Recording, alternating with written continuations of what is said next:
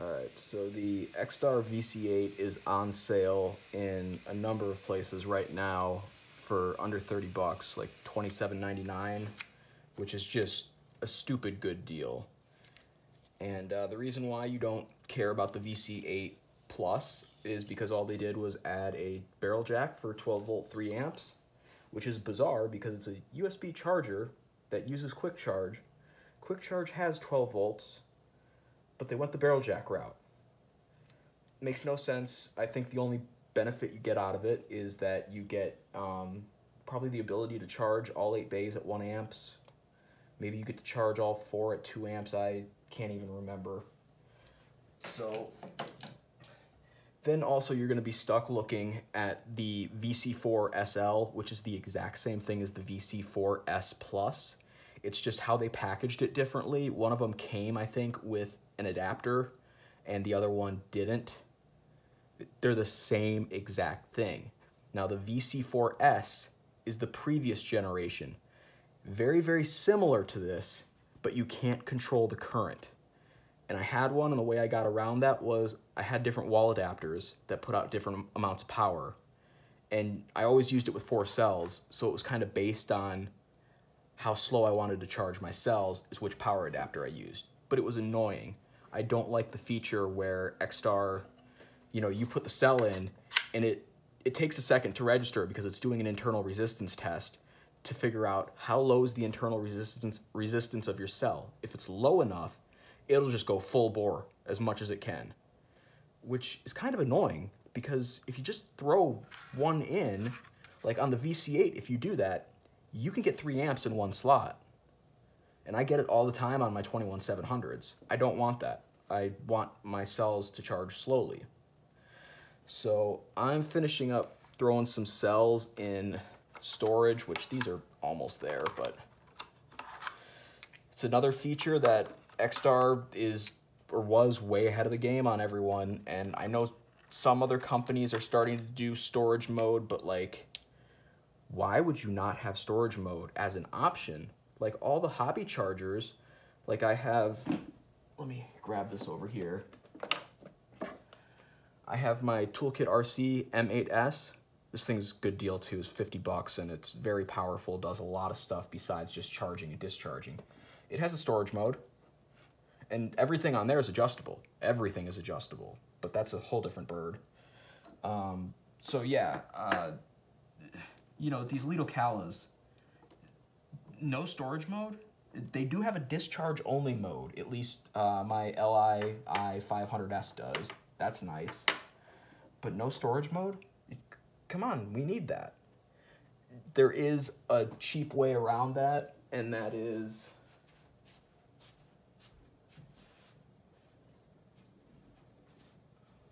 should have gotten all this out for you guys.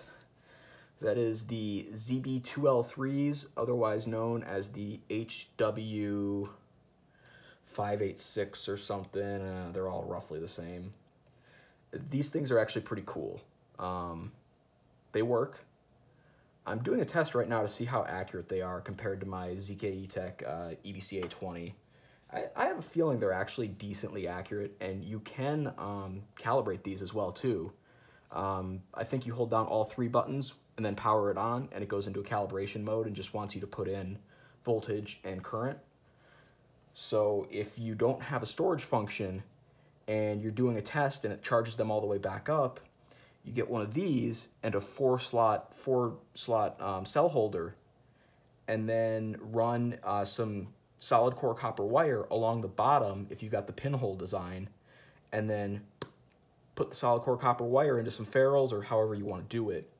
And you can bring all 4 of those cells down to, you can set this in the tenths of a volt, and voila. So it's a little tack, something I love doing with those, but those kind of are a pain, but they're cheap. On AliExpress, they're 4 bucks. Might even be able to find them cheaper. So this is mainly about why is the VC8 so much better than the VC4SL Plus or VC4SL or VC4S Plus. Well, let's make some size comparisons here. Considering this is an 8 slot, this is pretty big. Now, the screen dimensions are drastically different. However, the VC4SL does not make good use of its screen.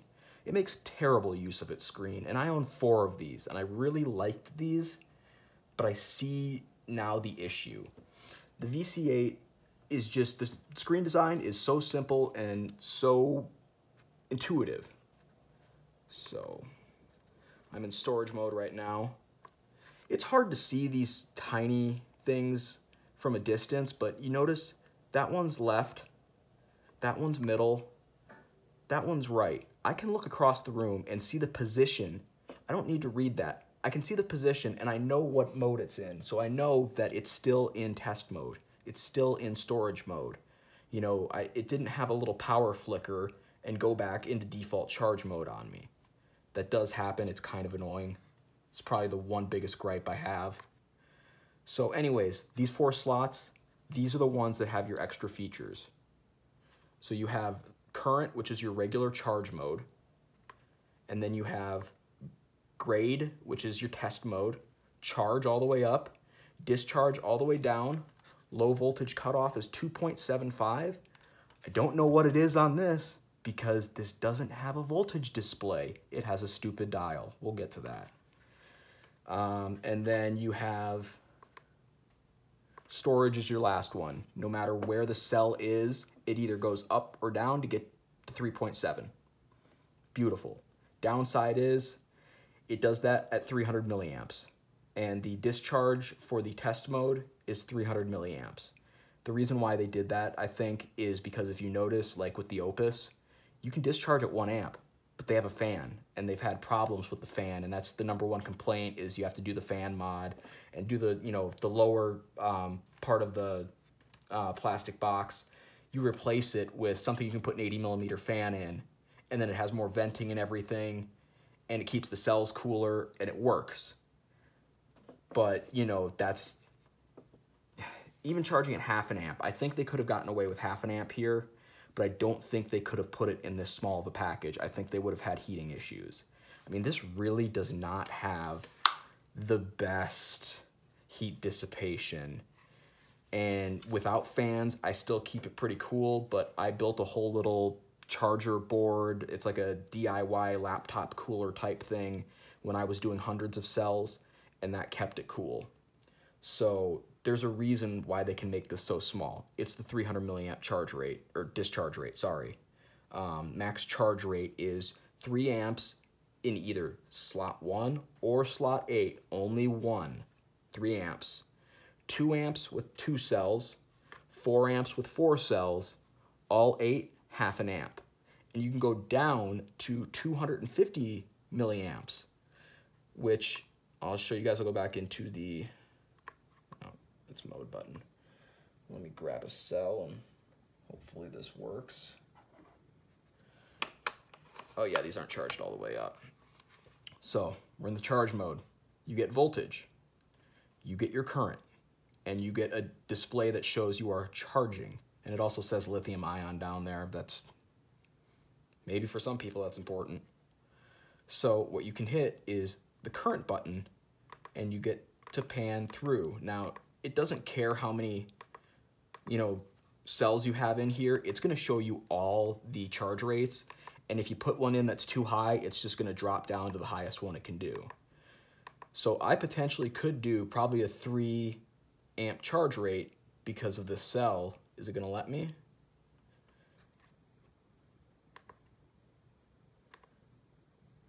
Yep, it's gonna let me, and that is way too fast. Oops. So let's bump that down. I like 500, but you can go down to 250. The shitty thing about the VC4SL is, yes, you can go down to 250, but there's no little, on the dial, the mini dial inside the dial, there's no spot for that. It's just 0.5 and then that's it. So it just stays at 0.5. You don't know if you're in 250 unless you want to sit here and cycle through again and see where you're at. So I just love having the voltage reading. That's the one thing you probably really want to know about. Where's my cell at? Voltage reading, charge current. If you know those two, you're in control. So then you can also see the milliamp hours put into the cell. This is not how you figure out capacity. This is not the same as discharge. Discharge is how you determine actual capacity. How much you put in, there's other variables that affect that. It can be a lot more because you're losing a lot to heat.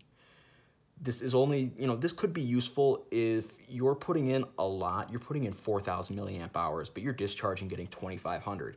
Yeah, you got a bad cell. You're losing a lot of energy to something. Probably a high internal resistance rate. Speaking of which, after that is your internal resistance rate. None of these chargers that have this style bay slot thing are accurate because there's too much resistance in all this junk for you to get an accurate milliohm reading. It's just not going to happen. And that's why the VP4 Plus has the probes. That is, you need a 4-wire measurement with the probes. That is the way to do it. So let me show you how fast this thing is with the IR measurement. I guess it's 10 seconds or less, because what it's doing is it's measuring open cell voltage and then gives it a little bit of current, and then is measuring what that voltage is, and then doing that a couple times, and by subtracting those two numbers, they figure out what the DC internal resistance is, which is different than what's on most data sheets. Most data sheets, it's AC internal resistance, which is usually a lower number. Keep that in mind. So that was 24. How you put these in and how securely they sit can make a big difference on your internal resistance reading, but this thing's still pretty consistent. It never goes really wacky for me. I get the same number within a milliohm or two usually, unless I seat something terribly. Like you see, I seated this one really well. It was 19 at first, then I seated it poorly. It was 24, now we're at 18.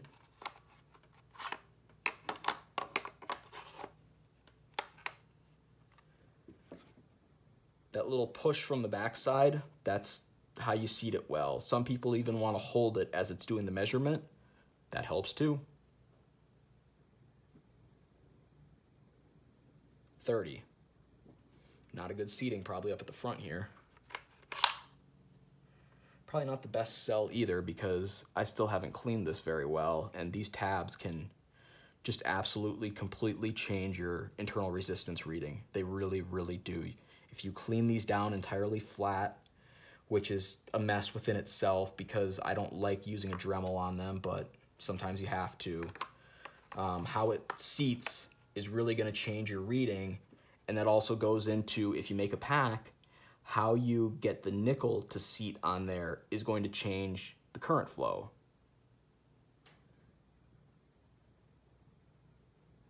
This one says 35. I have a feeling it's those bumps up top. Let me grab a different cell that doesn't have anything like that.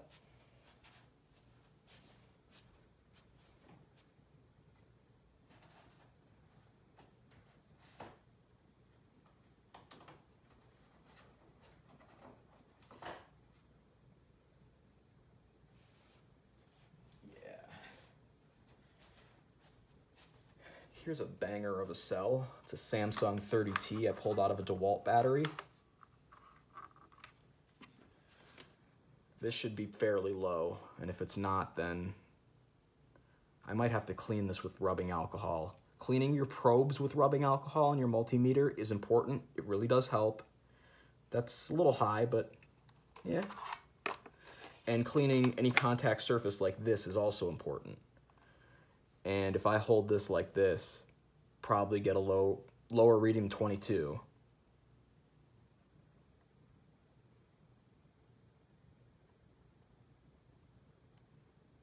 See, it was originally at 69. It didn't like that. I have a feeling these are dirty. Typically on these MJ1s, if it isn't messed up from the nickel strip I pulled off, I get pretty consistent numbers between 18 and 24. This cell I should be getting 16 from. I mean, these 30Ts, these are powerhouses. These have very low internal resistance. And as you can see, this is a 21700, unprotected, yes, but this 21700 still has all that room down there. You can get a finger in there. You can get a fingernail to push this back. Otherwise, I don't suggest using metal, like a spoon or anything. I suggest using a plastic or some kind of plasticky material, like the stuff they use for pulling out the interiors in cars. Maybe I have one right here. Yeah. Now, this is way too big. The smaller version of this, it's actually on my desk because I use it so much. Smaller version of this is not going to short anything and likely won't even break that up there, which is really important.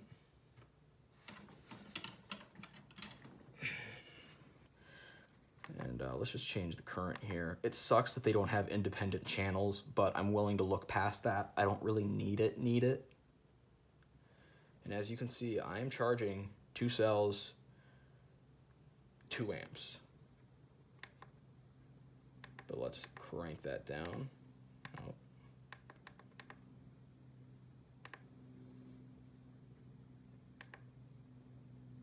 There we go. All right, so one more time.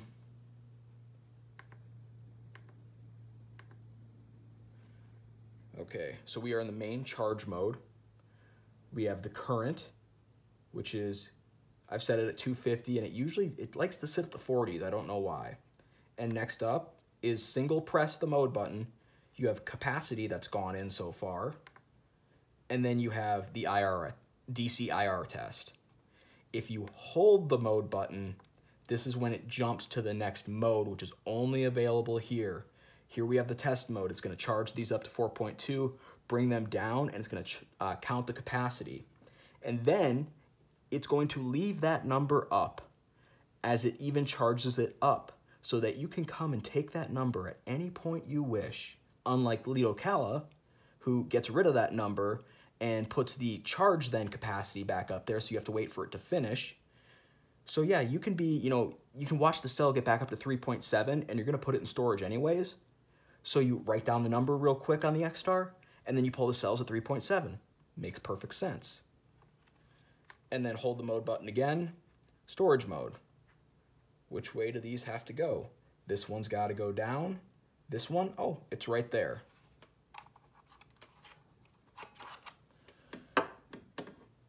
And then just to show you that, this side is just no different. It just doesn't have the long press. So it says display and current. So display, we're gonna do charging current. There's that reset, I hate that. Charging current, not that fast. Capacity, that's gone in. And IR test. If you hold display, nada. If you hold this button, it turns the screen off so you can sleep a nice nighty night of sleep. So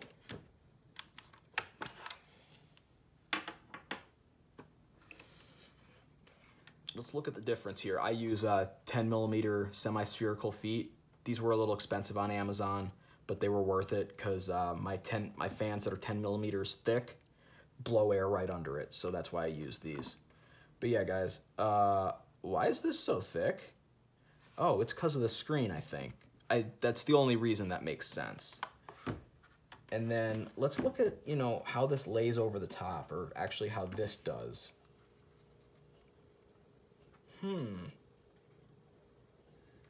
That's barely anything. That's, I thought that was about 20mm, and this was like closer to 10 or 15. Maybe I'm a little off there. You know what, just for the sake of accuracy, let me get my calipers.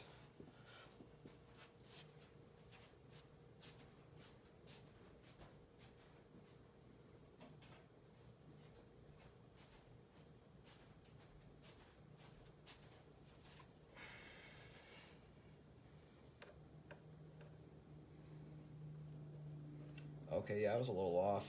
So this is more like 20 millimeters. This way is 20. And this way is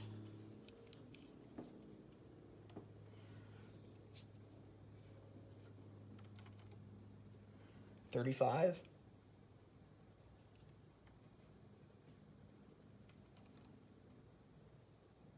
Yeah, 35.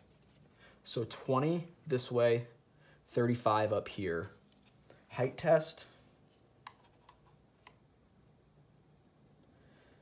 Looks like 33, 34 millimeters.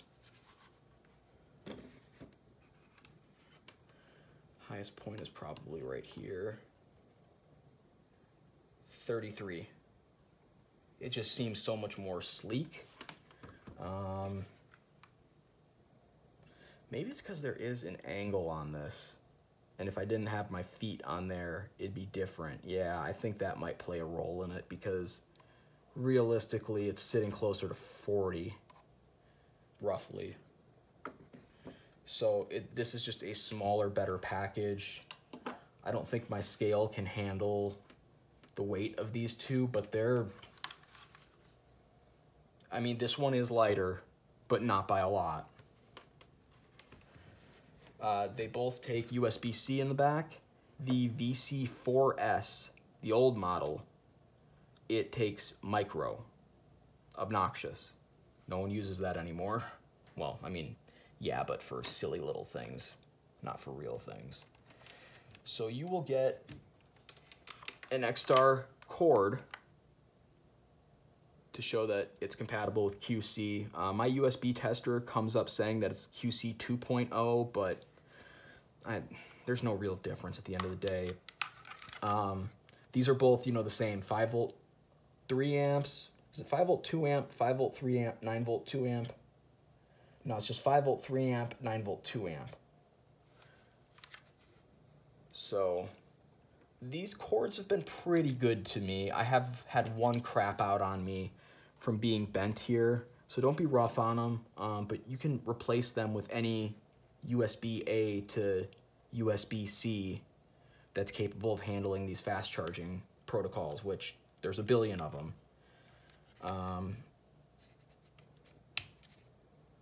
Putting up a power strip on my wall here that has switches for each outlet has been the best thing I've ever done. Makes everything so much easier. These dials, are those easy to read? Does anyone think those are easy to read compared to what you just saw? You have voltage, and then over here in this corner you have the current. I don't think they're easy to read. And the voltage dial is not accurate. You know, it's 3.0 to 3.5 to 3.8 to 4.1 to 4.15 to 4.2. Yeah. And then you have 3 amps, 2 amps, 1 amp, half an amp.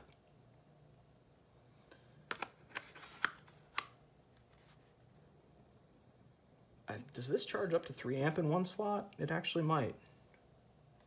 I never use those fast charging features. I don't believe in it. It does do 3 amp in one slot.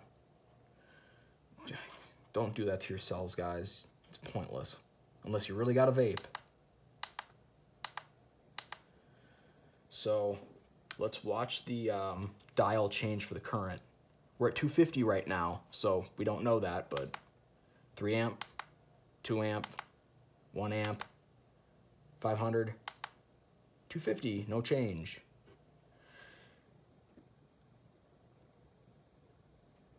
I want to say voltage when we took this out of the Xtar was like 3.9, and right now all we know is that we are at 3.8. We don't know anything more than that. Same kind of thing, you push the button once, and you go to, so we're in current, then we go to internal resistance, and the first one here is actually capacity. They switched that up, I didn't realize that. So it's capacity, current, internal resistance, where it's current, capacity, internal resistance on the other one. And then these 4 slots can do everything the Xtar can do on the VC8. Oh, it's the other one. Grade mode, test mode, charge. That's all it tells you. And then when it gets to the next cycle of discharging, it says discharge. Awesome. Or actually, you know what? It does show the mAh then. And thankfully, it does leave that number up, so you can come get that number and write it down, even if it's back on the third part of the cycle. So thank you for not getting rid of that.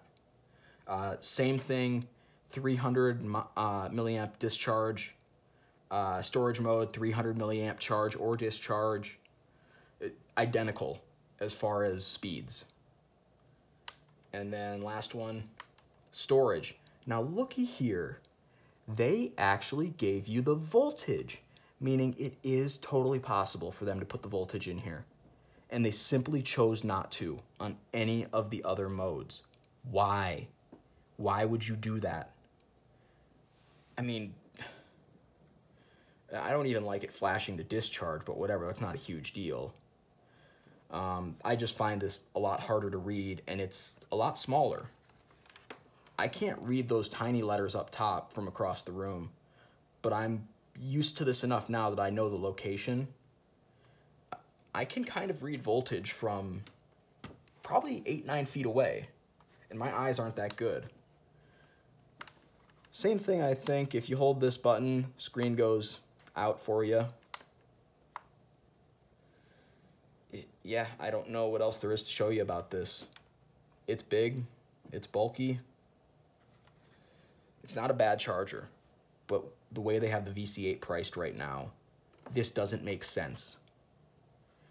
You could have these 4 slots open on the VC8 to maybe pre-charge some cells that are about to be tested on the VC8. If they're not completely full, put them over here, get them charged up so that when you throw them on the other 4, they immediately hit the second part of the test cycle and start discharging. That's how you speed things up. You know, I bought so many of these because I wanted to have the same kind of charger for all the cells I was testing. And that turned out to be very, very true. You do need the same charger, because even these two do not spit out the same numbers. Same cells, I'll use brand new cells, do not spit out the same numbers, not even close.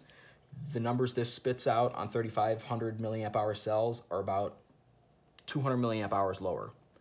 So that's why I'm guessing the discharge, or the low voltage cutoff on this is, it's not 2.75, it's 2.9, 3.0. I can't get probes in there. I've tried sticking pieces of copper in there and then measuring, but it just freaks out on me. So yeah, I don't know, and honestly, I don't really care at this point. I don't use the numbers from this really. You know, I've run all my cells now through the VC8 because I don't trust any other. I use the VC8 and I use my EBC-A20. And those two, they line up pretty accurately if I set the EBC-A20 to have the same, you know, discharge, cutoff, and all that. And as you can see here, here's 60 cells, here's 60 cells, here's a bunch more cells. I've got more cells over here. I've tested hundreds of cells through these chargers, and I think now I can say I have the experience that the VC8 is the winner. Besides the little glitching out every once in a while spaz moment that it has, you know, I don't know what it is. I think it's very picky about the electrical signal. But yeah, I love this thing. These guys have been okay. I just wish I didn't pay $29, $30 for 4 of them when I could have, not that long later, gotten more of those. Or, you know, I recently found the EBCs for 55 bucks. I don't know if that deal is still around. Here's my real pooper of the bunch, Litocala Li500S, and you've probably heard me bitch about this before, and there's another video on my channel about why this thing sucks. Great job, Litocala. You really screwed this one up. I do kind of like your touch screen. I do like the discharge mode. There's some aspects about it I do kind of like, but look at the size on this thing. I mean, it's right up there with the VC4SL. Maybe not quite as wide, but almost. It's a big boy too, and it's DC barrel jack. Guys, it's 21st century. You can use USB, QC, PD. We don't need to be using barrel jacks. I mean, they work, but... And like I was telling you about my little custom board, this is what I built. Blower fans to blow, these fans to blow up, and this was just to keep the air flowing because I didn't want these to sit stagnant. Heat's just not good for the electronics. You're gonna get a longer life if you can keep these cooler. And when I was measuring the temp in here through the grates, I was typically getting definitely under 40 degrees Celsius, and I was usually keeping these around 35, 34, and this is when it was the summer in Phoenix, and my living room was 78 degrees, you know, at best. Usually 78, 79 degrees. So temperature does really affect cells, and you need to keep that in mind. Store them as cool as you can. I'm not going to get into the fridge thing, but yeah, there's my little rambling speech. Here's one more little hack that I haven't brought up yet. On these spot welders, why do they add this stupid output for the USB? It's so dumb. Like, I'm not going to be charging my phone. And this thing, when I pull an amp out of it, it drops to like 3.9 volts. And then I was thinking the other day, I got to discharge this thing down to 50% because, you know, to keep the lithium battery in here healthy, you don't want it to stay fully charged. Am I going to have to open this thing and pull the battery out and manually do it? Wait, I can discharge it through there. They don't mention this. That's what I think it's for. I don't think they realize that yet. They think we want to charge our phones with this.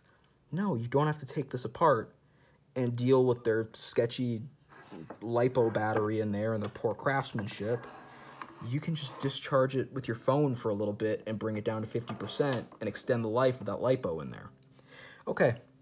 I think I've shared everything. If you don't have a Torch DL24, the 4-wire version, get one. It's the best $40-some you'll ever spend. They're so useful. All right, I'm out, guys.